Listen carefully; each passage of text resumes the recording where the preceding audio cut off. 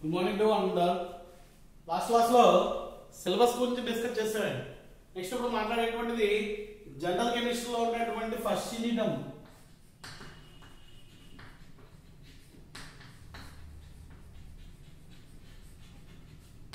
మనకి ఇక్కడ జనరల్ కెమిస్ట్రీలో 2 యూనిట్లు ఉంటాయి. దాంట్లో ఉన్నటువంటి ఫస్ట్ యూనిట్ వచ్చి సర్ఫేస్ కెమిస్ట్రీ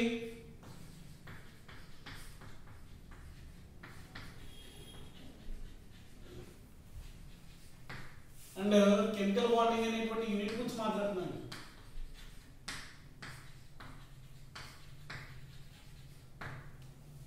దీంట్లో ఫస్ట్ యూనిట్ ఏంటంటే సర్ఫేస్ కెమిస్ట్రీ అనేటువంటి దాని గురించి ఈ రోజు డిస్కస్ చేస్తాం. దీంట్లో మెయిన్ గా ఆల్రెడీ మీకు ఇంటర్మీడియట్ లెవెల్లో ఎక్కువగా నేర్చుకున్నటువంటి కంటెంట్స్ అంతా కూడా దీంట్లోనే ఉంటాయి. ఫస్ట్ ఇక సర్ఫేస్ కెమిస్ట్రీ అంటే ఏంటి అనేటువంటి దాని గురించి చూసినట్లయితే, సర్ఫేస్ కెమిస్ట్రీ అంటే సర్ఫేస్ మీద జరిగేటువంటి ఫినామినాస్ ఏవైతే ఉన్నాయో వాటి గురించి మేజర్ గా ఇక్కడ ఎక్స్ప్లెయిన్ చేస్తారు. ఇక్కడ మనకి అబ్జార్ప్షన్ అనేటువంటి ఒక ప్రాసెస్ ఉంది. Absorption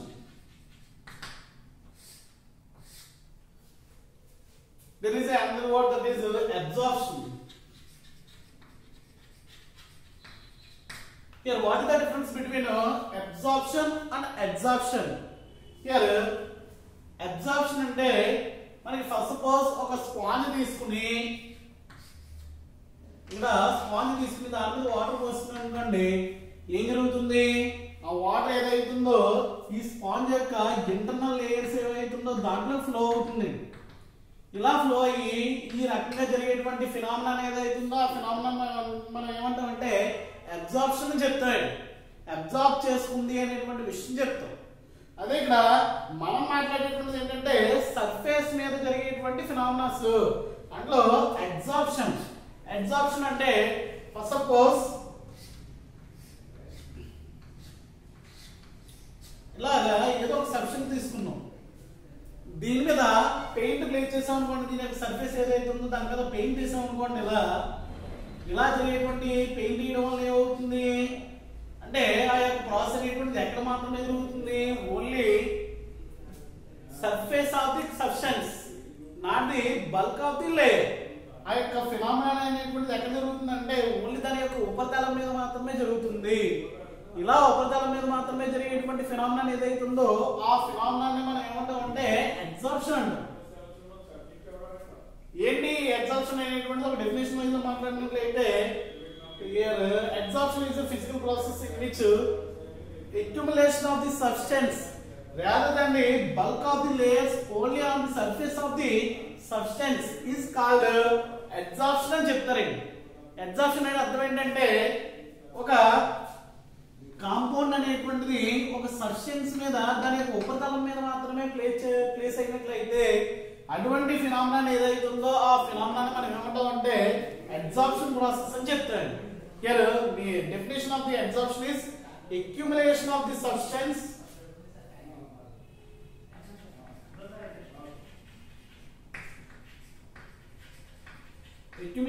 the substance rather than the bulk of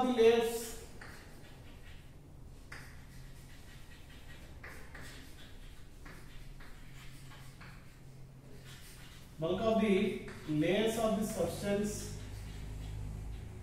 layers of other substance,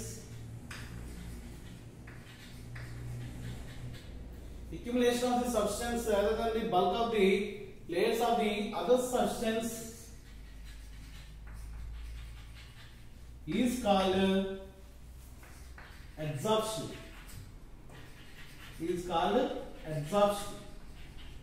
అంటే ఒక సబ్స్టెన్స్ అనేటువంటిది అక్యుములేట్ అవుతుందండి. అక్యుములేట్ అంటే దాని మీద ఇలా ప్లేస్ అవుతుంది.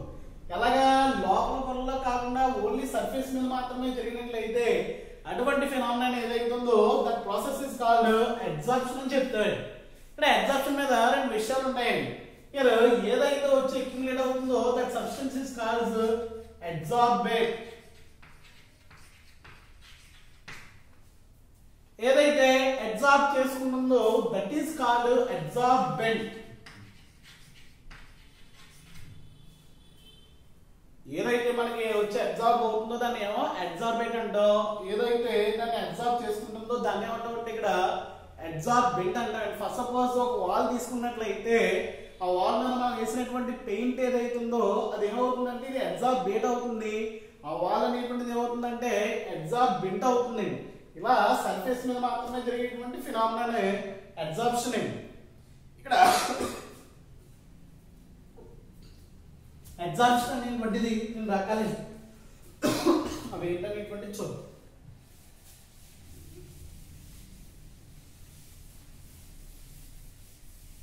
ఫర్దర్గా absorption is classified into two types. Here first one is physical absorption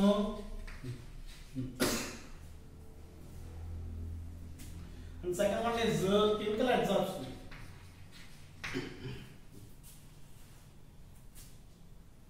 Physical absorption and chemical absorption. ఇక్కడ ఏంటి ఫిజికల్ అబ్జార్ప్షన్ ఏంటి కెమికల్ అబ్జార్ప్షన్ అంటే here absorption process is carried out due to weak van der Waals forces.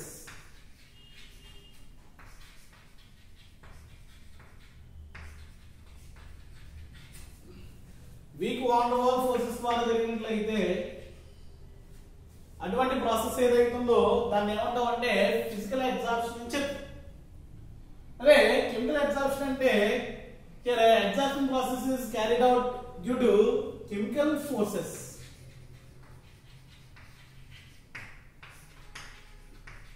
Chemical forces ద్వారా జరిగినట్లయితే అది chemical absorption. Physical గా అంటే అలా చెప్తామండి, weak van der wall forces ద్వారా జరిగినట్లయితే అటువంటి అబ్జార్ప్షన్ ఏదైతుందో ఆ యొక్క అబ్జార్ప్షన్ ప్రాసెస్ మనం ఏమంటామంటే ఫిజికల్ అబ్జార్ప్షన్ అని చెప్తామండి. దీనికి సంబంధించి ఈ ఫిజికల్ అండ్ కెమికల్ అబ్జార్ప్షన్ సంబంధించి మనకి ఏం అడుగుతాడంటే కంపారిజన్స్ ఆర్ డిఫరెన్సెస్ అడుగుతాడండి.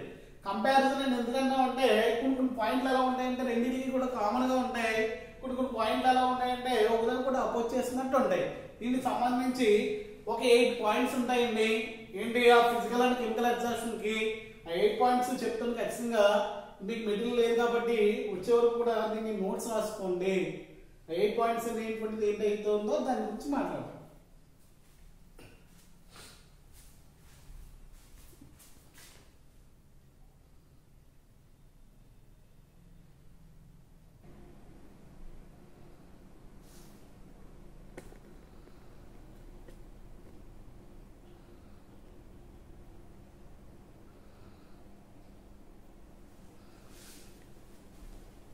నెక్స్ట్ వీటిలో ఉన్నటువంటి డిఫరెన్సెస్ ఏవైతే ఉన్నాయో చూద్దాం.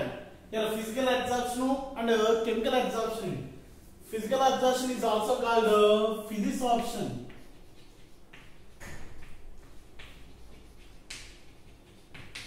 Chemical absorption is also called physisorption అని చెప్తాను.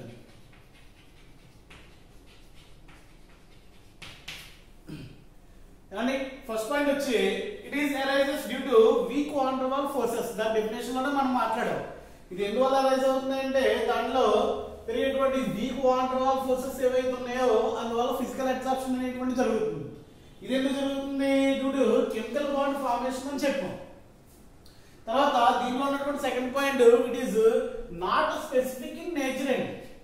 ఆ ఫిజికల్ అబ్జార్ప్షన్ అనేటువంటి జరగడానికి దానికి స్పెసిఫిక్ రీజన్ అంటే ఏం అక్కర్లేదు, డైరెక్ట్ గా ఏదో జరిగిపోతుంటది. అదే కెమికల్ అబ్జార్ప్షన్ జరగాలంటే ఇట్ ఈస్ హైలీ స్పెసిఫిక్ అంటే ఫస్ట్ సపోజ్ గా మనం వాడికి ఒక పెయింట్ వేయడానికి అండ్ మన యొక్క బాడీ ఏదైతే దాని మీద ఉన్నటువంటి దాని మీద ఒక యాసిడ్ వేరియేషన్ ఉంటుంది కదా, ఇది కెమికల్ గా జరిగేటువంటి ఒక అబ్జార్ప్షన్, అది ఫిజికల్ గా జరిగేటువంటి ఒక అబ్జార్ప్షన్. దానికి స్పెసిఫిక్ నేచర్ ఏమి ఉండదండి. అలాగే మన బాడీ మీద యాసిడ్ అనేటువంటిది పోస్తే దాని యొక్క అబ్జార్ప్షన్ ప్రాసెస్ అనేటువంటిది ఎలా ఉంటుందో తెలుసు. ఇది హైలీ స్పెసిఫిక్, దీనికి ఏమో స్పెసిఫిక్ నేచర్ అనేటువంటిదే ఉండదు. ఇదేంటి? It is reversible in nature. అంటే ఫస్ట్ సపోజ్ మన వాల్ కి ఏదైతే పెయింట్ వేసామో దాన్ని మళ్ళీ రివర్సిబుల్ ఇన్ నేచర్ అంటే దాన్ని రిమూవ్ చేయొచ్చండి. అదే ఇక్కడ it is irreversible in nature. అదే మన బాడీ మీద యాసిడ్ వేసినప్పుడు మళ్ళీ యాసిడ్ తీయడం అనేటువంటిది కష్టం. అందువల్ల కెమికల్ అబ్జార్ప్షన్ అనేటువంటిది ఏంటి? It is irreversible. Then it is depending on the nature of the gas. దేని మీద డిపెండ్ అవుతుందా? Nature of the gas. ఎటువంటి గ్యాస్ లో అయితే ఇక్కడ ఈజీలీ జరుగుతాయండి. Here easily liquefiable gases are easily absorbed. ఏవైతే గ్యాస్ అనేటువంటిది మనకి ఎర్లీగా లిక్విడ్ గా కన్వర్ట్ అవుతుందో అటువంటి గ్యాసెస్ అనేటువంటివి ఈ యొక్క అడ్సార్ప్షన్ ప్రాసెస్ లో ఈజీగా ఇన్వాల్వ్ అవుతాయి. ఇది కూడా ఏంటి, it is also depending on the nature of the gas. కానీ ఇక్కడ ఏంటి, the gas must be reacted with adsorbent. ఏ గ్యాస్ అయితే అడ్సార్బెంట్ తో కెమికల్ బాండ్ ఫామ్ చేస్తుందో అటువంటి బాండింగ్ ఏదైతే ఉందో అటువంటి గ్యాస్ అనేటువంటిది ఇక్కడ ఇంపార్టెంట్. ఇక్కడేమో ఇటువంటి గ్యాస్, ఏ గ్యాస్ అయితే మనకి లిక్విడ్ గా కన్వర్ట్ అవుతాయో అటువంటి గ్యాస్లు. ఇక్కడేంటి, ఏ గ్యాస్ అయితే మనకి అడ్సార్బెంట్ తో రియాక్ట్ అవుతుందో అటువంటి గ్యాస్ అనేటువంటిది ఇంపార్టెంట్ రోల్ ప్లే చేస్తుంది. Next, enthalpy of adsorption is low. అంటే ఇక్కడ ఫిజికల్ అడ్సార్ప్షన్ జరిగినప్పుడు అక్కడ రిలీజ్ అయ్యేటువంటి ఎంథాల్పీ ఏదైతే ఉందో, అంటే ఒక టైప్ ఆఫ్ ఎనర్జీ ఏదైతే ఉందో అది ఎలా ఉంటుందండి, లో వాల్యూ. ఎంత మహా అవుతే 20 to 40 kilojoules per mole. ఇక్కడేంటి, ఇక్కడ enthalpy of adsorption is high. ఆ ఎంథాల్పీ వాల్యూ ఎంత ఉంటదండి, 80 to 240 ఉంటదండి.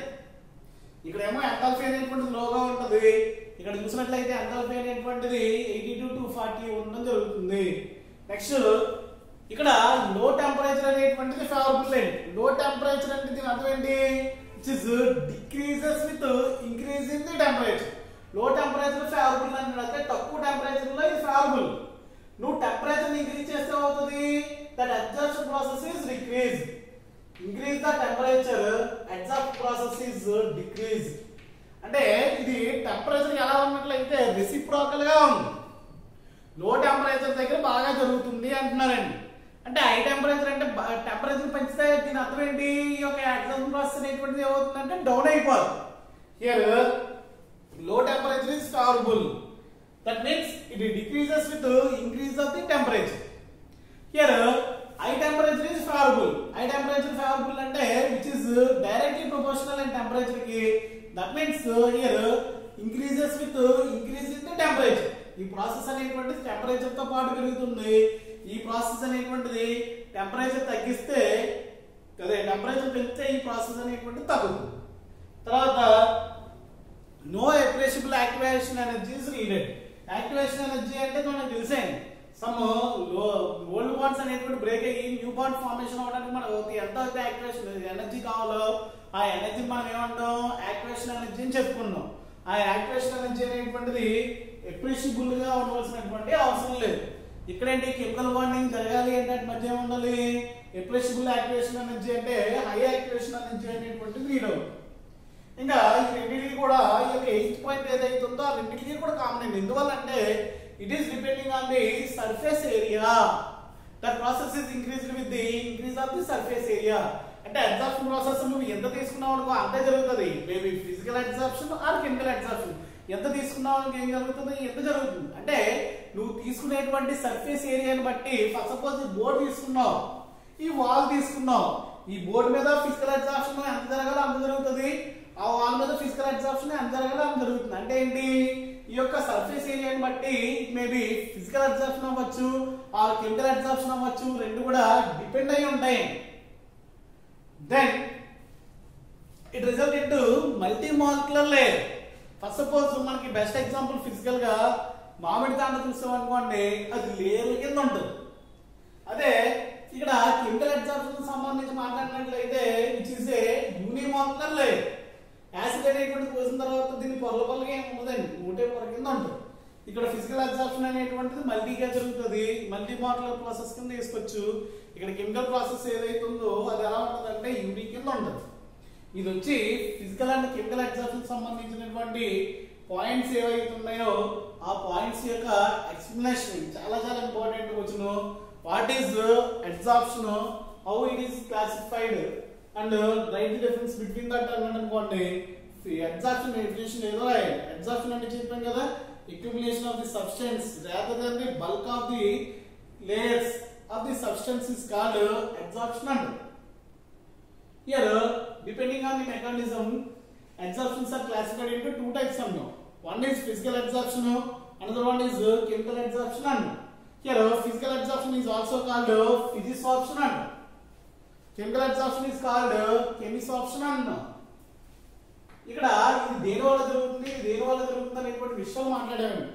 It is carried out due to week water forces, it is carried out due to chemical bond formation. అలాగా వీటికి సంబంధించినటువంటి ఒక 9 పాయింట్స్ ఏవైతే ఉన్నాయో ఆ 9 పోస్టరేట్స్ మీకు బోర్డు మీద రాయడం జరిగిందండి. ఈ క్వశ్చన్ నోట్ చేసుకున్నాం. చాలా చాలా ఇంపార్టెంట్. ఈ పాయింట్స్ అన్ని కూడా మీకు ఆల్రెడీ ఇంటర్మీడియట్ బుక్స్ ఉంటే గడవలేదు. ఇంటర్మీడియట్ బుక్స్ లో డైరెక్ట్ గా ఉంటుంది. తర్వాత వీటికి సంబంధించినటువంటి అబ్జార్ప్షన్ ఐసోథర్మ్స్ ఉంటాయి. అండ్ ఫ్రాంక్లిష్ అనేటువంటి సైంటిస్ట్ అబ్జార్ప్షన్ ఐసోథర్మ్స్ సంబంధించి ఒక ఈక్వేషన్ డెరైవ్ చేశాడు. దాని గురించి మాట్లాడాలి. అండ్ వీటి యొక్క అబ్జార్ప్షన్ యొక్క అప్లికేషన్స్ ఉంటాయండి.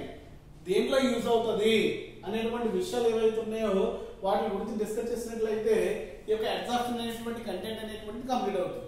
ఆ తర్వాత కొల్లాయిడల్ సొల్యూషన్స్ ఏవైతే ఉన్నాయో ఆ లెసన్ గురించి మాట్లాడవలసి ఉంటుందండి.